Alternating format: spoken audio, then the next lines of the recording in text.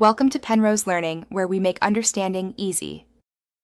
In this video, I will explain how to make a Subway Surfers-style game on Scratch. First, open Scratch and create a new project. You'll need to choose a main character, sprite, and design a background that can scroll continuously.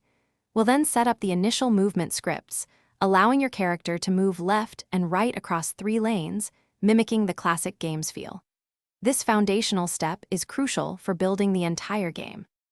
Next, let's focus on player movement and obstacles.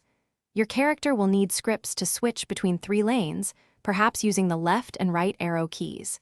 Then, design several obstacle sprites, like trains or barriers, that will clone themselves and move from right to left across the screen. Crucially, we'll add code to detect when your player touches an obstacle, which will trigger a game-ending event.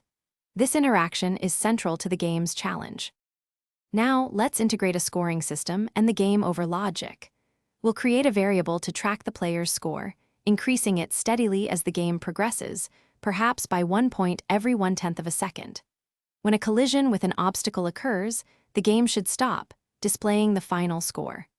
We'll also add a simple way for players to restart, allowing them to jump back into the action quickly and try for a higher score.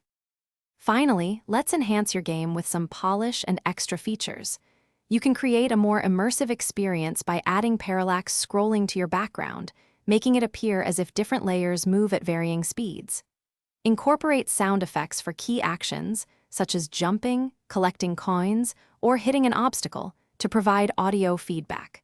For advanced players, consider adding power-ups like coin magnets or temporary invincibility to boost gameplay excitement. Thanks for watching. If this was helpful, leave a like and consider subscribing. See you next time.